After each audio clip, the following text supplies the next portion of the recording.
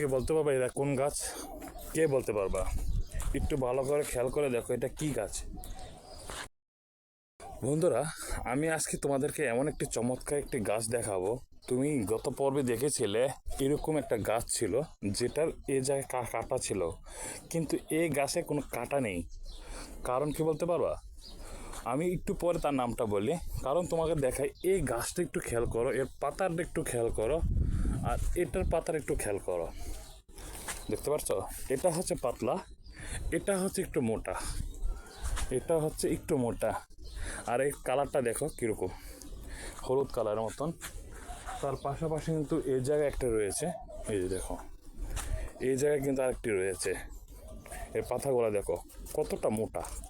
আর আমি যদি এই পাতাটাকে একটু দেখাই তোমাদেরকে, দেখো কতটা পাতলা।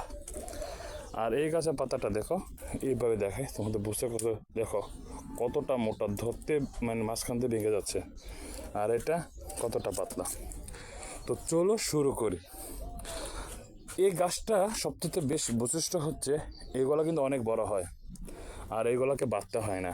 কেননা এটা যখন ছোট ছিল এই গাছটা, তখন এটা এই জায়গায় আসছিল, আসা থাকার কারণ এটা বাঁধা অবস্থা ছিল।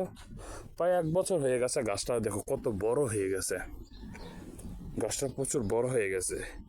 আর এইগুলোকে তোমার সপ্তাহে একবার করে পানি দিলেও হয়, তেমন একটা পানি দেওয়া না দিলেও চলে। এই গাছটা হচ্ছে যে পাম গাছ। কারণ এই নার্সারিতে দুইটাই পাম গাছ, এটা একটু বড়, ওইটা একটু ছোট। ওইটা ছোট, কিন্তু ওইটা কিন্তু বাঁধা অবস্থা, কিন্তু এটা কিন্তু বাঁধা অবস্থা না। কারণ এটা একটু বছরখানিক 2-3 বছর হয়ে গেছে দেখে এটা কিন্তু বাঁধা অবস্থা না। আর এটা কিন্তু বাঁধা অবস্থা। তোমাদেরকে একটু বাঁধা অবস্থাটা দেখাই। এই যে দেখো, দড়িতে কিন্তু চারপাশে দিয়ে বেঁধে রাখছে গাছটাকে। দেখো চারপাশ দিয়ে কিন্তু বাইরে রাখছে।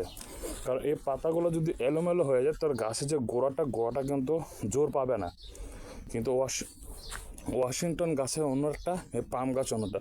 পাম গাছ ছোটো থাকতে কিন্তু অনেক বড় বড় পাতা হয়ে যায়। একটু গোড়াটা খেয়াল করো, আর এইটা গোড়াটা খেয়াল করো। এটার যেমন পাতা অনেক বিশাল, এটারও পাতা কিন্তু বিশাল, কিন্তু এটা সাইজে ছোট। হ্যাঁ, এটা কিন্তু গোড়াটা এখনও দুর্বল, কিন্তু এটা গোড়াটা কিন্তু মোটামুটিভাবে শক্ত। তাই এটা ঝড় আসলেও পড়বে না, পানি নরম হলেও পড়বে না। যেহেতু নার্সারিতে পানি দিতে হয় বেশি, হ্যাঁ, এটা পড়বে না। এটা শিকড় মাটির সাথে অ্যাডজাস্ট মানে বেঁধে ফেলছে। আর ওইটা কিন্তু এখনও বাঁধতে পারে না, এটা এখন ছোটো, এটা শিকড় এখন অনেক ছোট। এই কারণে এটা এখনও কিন্তু আপনার যে গাছটা যে বাঁধা অবস্থা থাকবে, ওই বাঁধা অবস্থাটা রয়েছে। হ্যাঁ, এটাই সে পাম গাছ। বাংলাদেশে এখন অনেক জায়গায় পাম গাছ আমরা যে বিভিন্ন নিউজে দেখেছি, পাম গাছ ফল নিচ্ছে, বানাচ্ছে, গার্ডেন আছে ফল গাছের। কিন্তু সবচেয়ে বেশি হচ্ছে মালয়েশিয়াতে। এমনকি মালয়েশিয়ার ভিতরে অসংখ্য হাজার হাজার জমিন জুড়ে কিন্তু এরকম পাম গাছ রয়েছে, এরকম পাম গাছ রয়েছে। ওই জায়গায় অনেক অনেক মানুষ চাকরি করে, কাজ করে, বাংলাদেশের অর্থনীতিকে এগিয়ে নিয়ে যাচ্ছে প্রবাস থেকে। আর এই দেশে কিন্তু আমি আজকে প্রথম দেখলাম এই জায়গায় যে পাম গাছটা।